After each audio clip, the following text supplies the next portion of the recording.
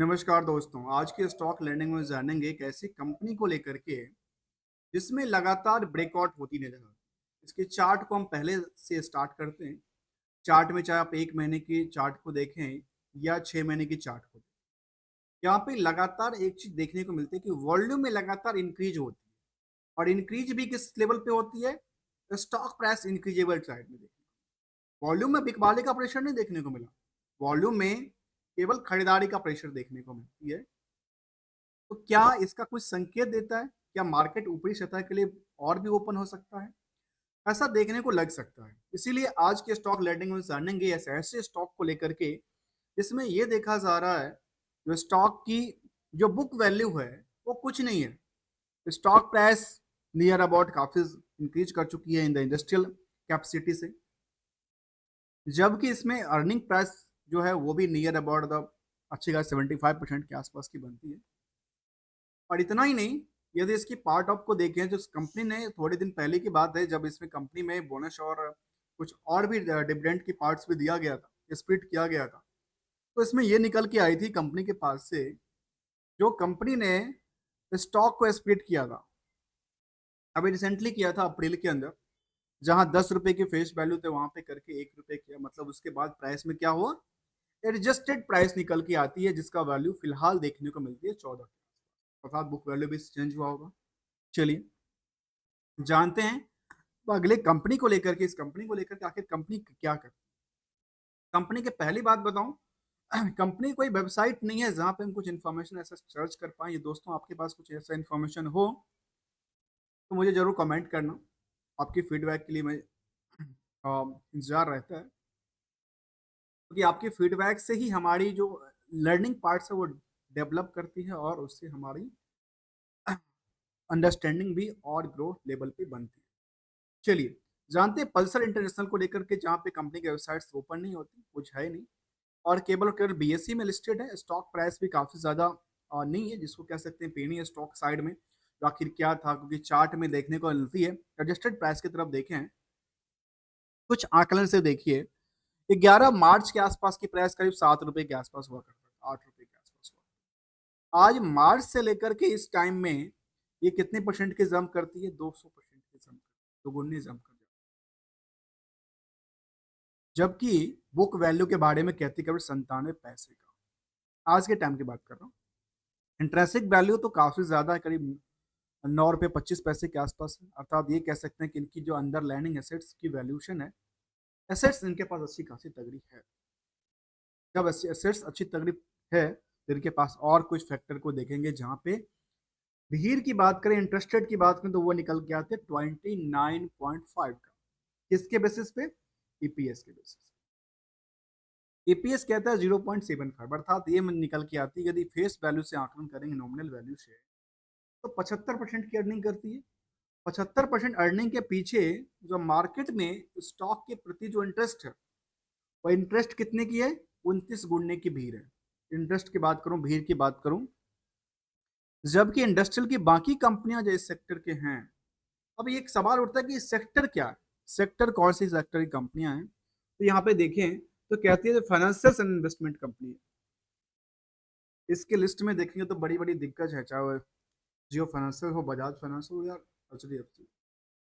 तो यहाँ पे जो कंपनी में एवरेज 23 के आसपास है, वहां पे मार्केट में क्या है? काफी ज्यादा है, जिसकी वजह से यहाँ पे हाई वैल्यू को लगातार टच कर। अब सवाल उठता है कि ये जो इंटरेस्ट है या भीड़ की बात करो, भीड़ कैसे है, किस लेवल पे है, किस क्यों ऐसी बनी है? इस भीड़ के पीछे की चर्चा के देखें तो ये निकल के आती है, जो भीड़ होने का कुछ कारण है। जहाँ पे कहते हैं कि जो इन्वेस्ट जो कि खास के फाइनेंस और इन्वेस्टमेंट बैंकिंग वाली कंपनी के बाद डेट्स फ्री है। करंट रेशियो काफी ज्यादा है, 7.91 का। अब ये क्या है? क्योंकि ये दोनों चीज को हम यदि आकलन करते हैं, एक रिलेशन को मेंटेन करते हुए, किससे? ईपीएस से। ईपीएस में वो बड़ा रिलेशन है जो एक प्रॉफिट को क्या करता है? दबाता है, और एक प्रॉफिट को उगाता है। कैसे? उधार सेल्स को लेकर। अब उधार सेल्स में जानने वाली बात ये होती है, जो इसमें रिस्क फैक्टर कितना है, नंबर ऑफ डेज कितना है डेटर्स को लेकर के, और प्रॉफिट के बेसिस पे या सेल्स के बेसिस पे जो जो डेटर्स खड़ा हुआ है उनका रेशियोज क्या है, ये जानना जरूरी है, क्योंकि यहाँ से बिजनेस की रिस्क फैक्टर के बारे में पता चलेगा जिस पे हम चर्चा करने वाले हैं। चलिए जानते हैं इसको लेकर के क्या कहती है। फिलहाल ये देखा गया स्टॉक में जो करीब 6 करोड़ के आसपास की शेयर है, नंबर ऑफ शेयर है, और मार्केट कैप बहुत ज्यादा नहीं, केवल नियरली 100 करोड़ से नीचे के शेयर मार्केट कैप पे कैप्चर करना।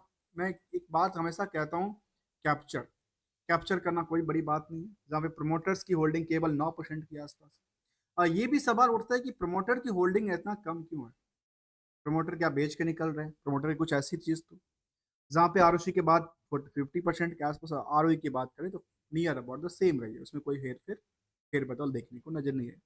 डिविडेंड का कोई ट्रैक रिकॉर्ड नहीं।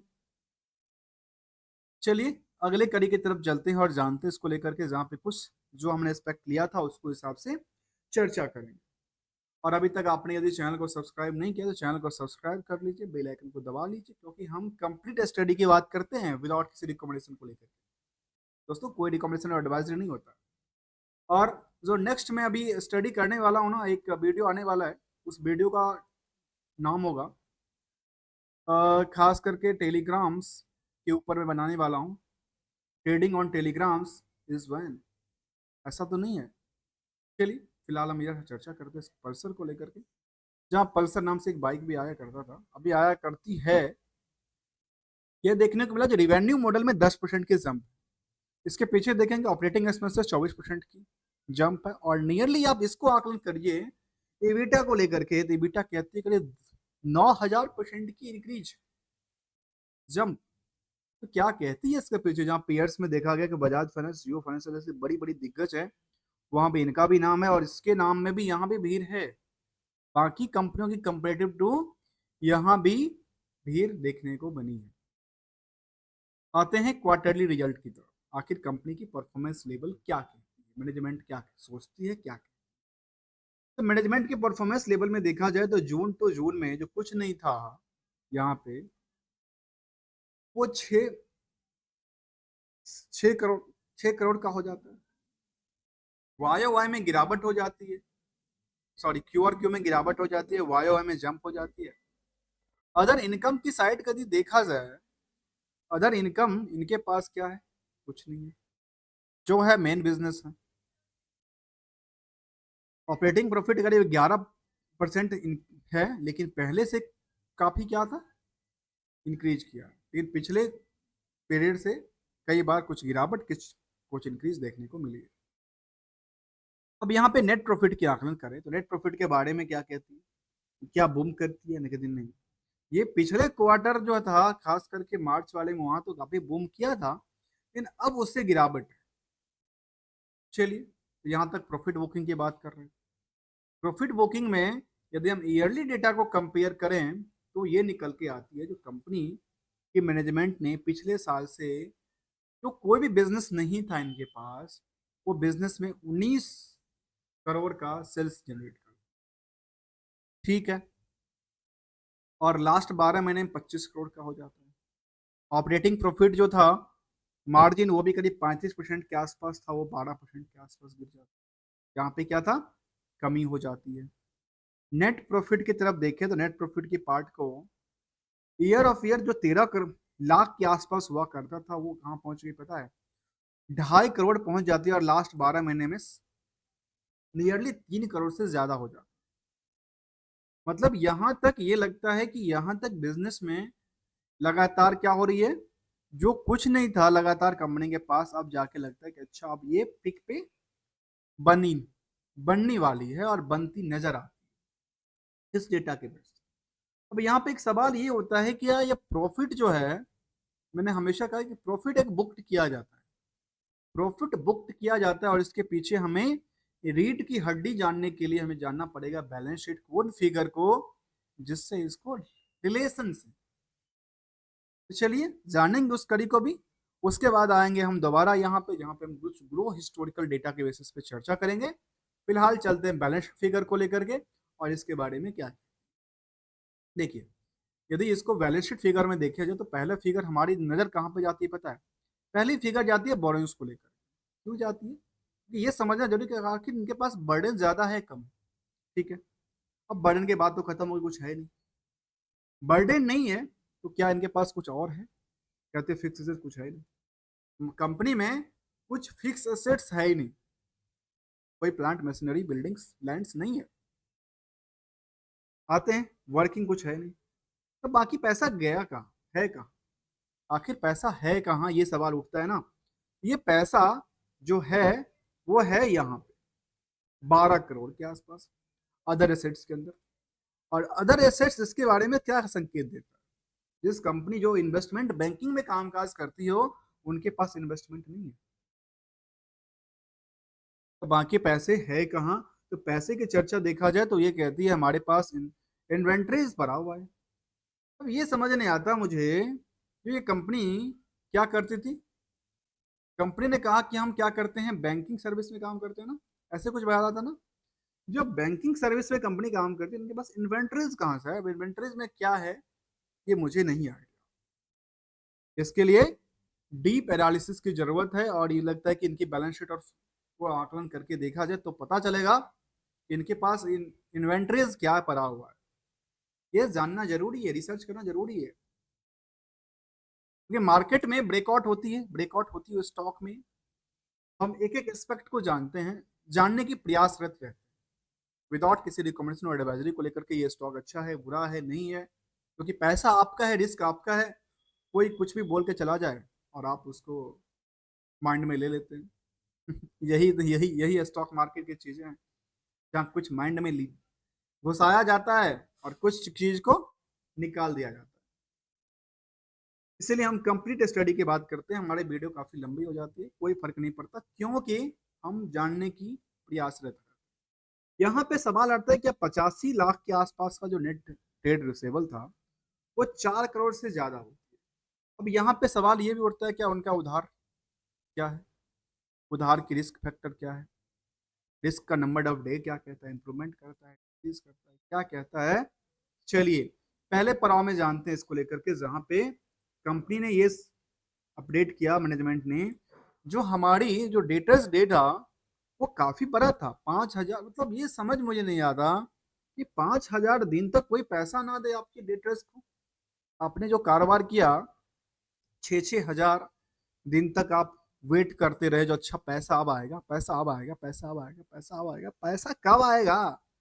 जब पैसा कब आएगा तो इसके बाद देखे तो आप जाके कही कंपनी ने तो 76 दिन में पैसा आएगा। और था दिन की टर्म कंडीशन में क्या हुआ, बिग चेंज, इंप्रूवमेंट हुआ। जब इंप्रूवमेंट हुआ तो अब क्या कहता है, जहां पे कितनी थी, 4 करोड़ के आसपास, टोटल उन्होंने 19 करोड़ का सेल्स किया, 4 करोड़ का क्या बनाया, डेटर्स बनाई, और 2.5 करोड़ का जो ये बनाया, उसमें 4 करोड़ का डेटर्स पड़ा हुआ। अब सोचिए, यदि इस 4 करोड़ के डेटर में कुछ भी ऊंची नीचा हो, खासकर जिसको कहते हैं बैड डेट्स हो, तो यहाँ जो प्रॉफिट बुक किया है 2 करोड़ 50 लाख का, वो तो गया, कम हो गया, क्योंकि यहाँ तो प्रॉफिट ही मारी जाएगी। इसीलिए ये चीज जानना जरूरी होता है कि इनके पास जो प्रॉफिट के आकलन से जो डेटा मार्केट में है, क्या प्रॉफिट उन्होंने पूरा कमा लिया या अभी भी बचा हुआ है मार्केट में? इनका अभी भी रिस्क फैक्टर है। अब रिस्क फैक्टर है तो अगले पड़ाव पे क्या कहती है, कुछ हिस्टोरिकल डेटा फ्रेम में कंपनी की ग्रो को लेकर, इस सेल्स को लेकर के कहती है कि लगातार जंप करती है, स्टॉक प्रॉफिट की ग्रोथ करती है, लगातार करती है, स्टॉक प्राइस सीजीआर लगातार जंप करती है, और रिटर्न ऑन इक्विटी भी नियरली जंप करती नजर। मतलब चारों के चारों जो क्या है, इनको बैक सपोर्ट देते हैं। जब बैक सपोर्ट देंगे तो मार्केट में ऑब्वियसली, यहाँ पे मार्केट में क्या होगा, बुम होगा। तो मार्केट इसलिए तो बुम हो रही है फिलहाल। ये भी देखा जा रहा है, जब पिछले 2 महीने की यदि हम इसको आकलन देखें,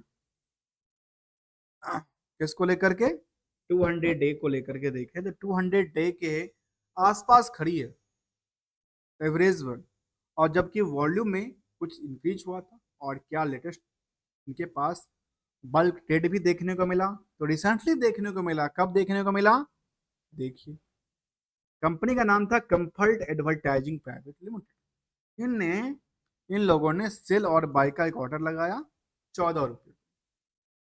ठीक है, इससे पहले भी देखने को मिला था संजीव जी ने सेल आउट किया था 3.5 लाख शेयर। और इसके बाद मतलब लगातार ही चल रहा है, इसमें बल्क ट्रेड की संख्या आप आकलन करके देखेंगे तो शायद लगातार ही चल रही है, किसी भी छूटा नहीं है। चाहे आप 22 अगस्त को देखें, 16 अगस्त को देखें, 18 अभी अगस्त की बात करें तो 16 अगस्त को चलती है, ये बाई करती है 5 लाख शेयर, एक 7 लाख शेयर को सेल आउट करती है। तो कुछ नए लोग एंट्री कर रहे हैं, कुछ नए लोग जा रहे हैं, कुछ पुराने लोग जा रहे हैं। ओवरऑल ये निकल के आती है जो मार्केट में फिलहाल इसको डिमांड को क्या किया है, इंक्रीज किया है। और यहाँ पे जो वॉल्यूम की बात करें थे, वॉल्यूम इसीलिए यहाँ पे लगातार क्या हुआ था, जंप किया था। अब आते हैं इसकी वो फिगर आउट को लेकर के, जो इन्वेस्ट पार्ट को लेकर के जानते हैं, और फिर वहां पे हम कॉर्पोरेट एक्शन में देखेंगे आखिर क्या कहती है स्टॉक को लेकर के। चलिए जानते हैं इसको भी लेकर के क्या कहती है।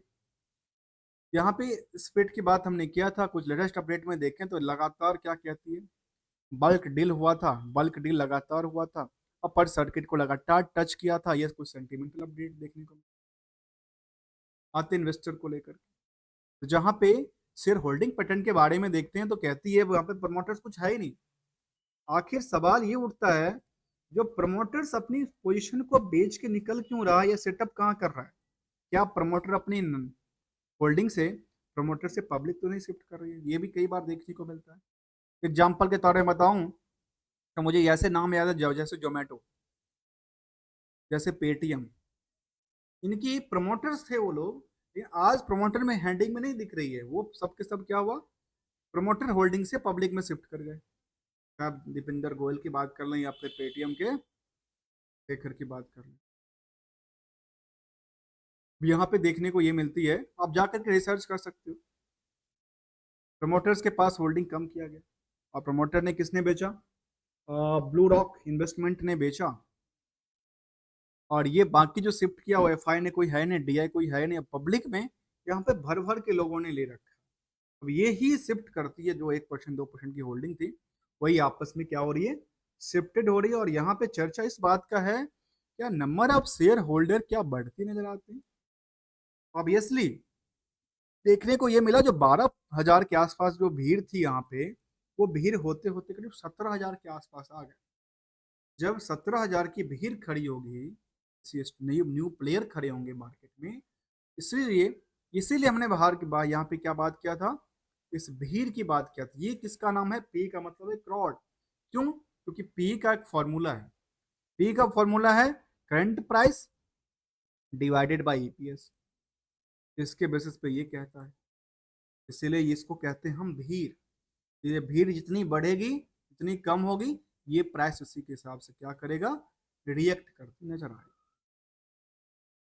चलिए और अगले कंक्लूजन की तरफ चलेंगे, जहाँ पे कुछ एनालिसिस की पार्ट को देखते हैं क्या कहती है। तो कहती है ऑलमोस्ट डेट्स फ्री है, कोई इशू नहीं था। ये 4 इंप्रूवमेंट करती है, काफ़ी इंप्रूवमेंट किया। और स्टॉक प्राइस भी करीब 15 गुने के आसपास है, डिविडेंड का ट्रैक रिकॉर्ड कुछ है नहीं। और प्रमोटर्स होल्डिंग जो है काफ़ी लो है, प्रमोटर्स अपनी पोजिशन से हटते नजर आते हैं। फंडामेंटली में देखने को ये मिले सब कुछ ठीक है और लगातार सब कुछ अच्छी कर दी है, लेकिन एक चीज़ पे जाके गर्व कहते हैं हमारे यहाँ गड़बड़ाती है। और गड़बड़ाती वाली सिचुएशन ये है, जो अब सोचने वाली बात ये, जो 2.5 करोड़ के प्रॉफिट पे 4 करोड़ का आपकी मार्केट है, पैसे ही फंसे हुए हैं। तो जो प्रॉफिट है वो क्या है, केवल केवल बुक्ड किया हुआ है।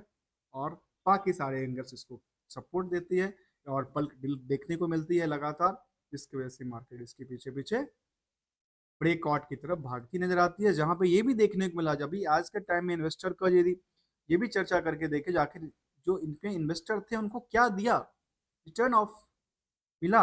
रिटर्न के बारे में देखते हैं तो करीब 1 महीने में 13% की गिरावट देखने को मिली थी, 6 महीने में करीब 73% का इनको इंक्रीज हुआ, स्टॉक पर पोर्टफोलियो इंक्रीज हुआ, 1 साल में करीब 96%, और पिछले 5 सालों में नियरली करीब 12% के आसपास की संतुष्टि बनी। और इस प्राइस के आसपास देखिए मार्केट ने जब आया था ना, तो यहीं से इनका जो रिएक्शंस था वो जंप किया, क्योंकि इसको कहते हैं कब का ब्रेकआउट तोड़ा था इसने। इसकी ब्रेकआउट की बात में 2023 वाली ब्रेकआउट, मतलब 1 साल पुरानी जो इनकी स्टोरी थी, उसको तोड़ी। तो तोड़ती हुई मार्केट ने क्या किया, पोटेंशियल बनाई और यहाँ से जंप करती चालू हुई। दोस्तों कोई रिकमेंडेशन या एडवाइजरी नहीं है किसी स्टॉक को लेकर, this is completely learning purpose without career advisory और रिकमेंडेशन फॉर द स्टॉक्स। जबकि इसके पीयर्स के साथ साथ ये कंपेयर करें एनालिसिस पार्ट को लेकर के, तो ये भी दिखाती है कि बाकी कंपनियां की तरफ से इनमें जो जंप का सिलसिला था वो देखेंगे तो बड़ी 5 सालों में 12,000% का जंप था। पिछले 5 सालों में 12,000% के जंप करके रखी है। जिस स्टॉक का नाम था पल्सर इंटरनेशनल, जिसके खुद की कोई वेबसाइट ओपन नहीं हुई, वेबसाइट को इन्फॉर्मेशन चेक नहीं कर पाया क्या क्या एक्टिविटीज थी। हमें केवल ये मिला देखने को लेकर के जो कंपनी फाइनेंस और इन्वेस्टमेंट में कामकाज करती है। तब तक के लिए thank you so much for joining here.